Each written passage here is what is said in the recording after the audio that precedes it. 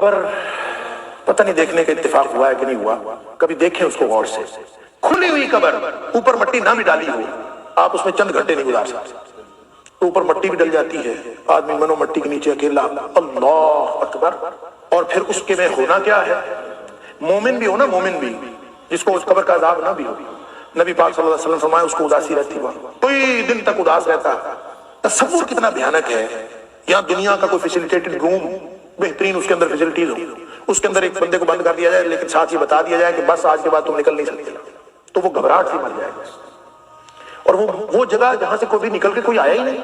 ہم اپنے ہاتھوں لوگوں کو دفناتے ہیں اور ہمیں کبھی فکر نہیں آئی کہ میں جب وہاں جاؤں گا تو میرا کیا بنے گا.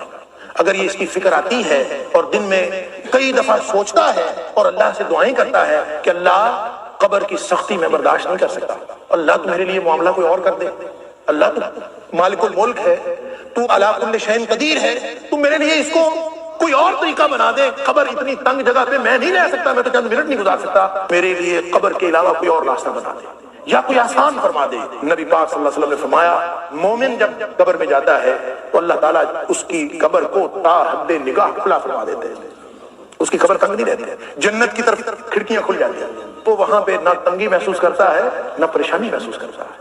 اللہ ہماری قبر کو بھی اہل ایمان کسی قبر میں. آمین آمین ثم آمین. قسم خدا کی کبھی کبھار سوچتا ہوں کہ سب کچھ رہ جائے گا اس دنیا میں، سب کچھ، ماں باپ، بہن بھائی، بیوی بچے، مال دولت، گھر، سب کچھ رہ جائے گا. ہم نے اکیلے ہی جانا ہے اس قبر میں، کوئی نہیں جائے گا ہمارے ساتھ سوائے ہمارے اعمال کے. اگر اعمال اچھے ہوئے تو جنت کی کھڑکی کھلے گی، اور اگر اعمال برے ہوئے تو جہنم کی کھڑکی کھلے گی، جہاں سے اللہ معاف کرے گرم بھاپ آئے گی، خوفناک چیخیں، آگ دکھائی جائے گی ہمیشہ میں صبح و شام، خوف، اندھیرا، چیخیں. وہاں پہ پھر کوئی نہیں آئے گا، بہت چیخیں گے وہاں پہ، بہت پکاریں گے وہاں پہ ماں باپ کو، بیوی کو، بچوں کو، دوستوں کو، یاروں کو، جگری یاروں کو.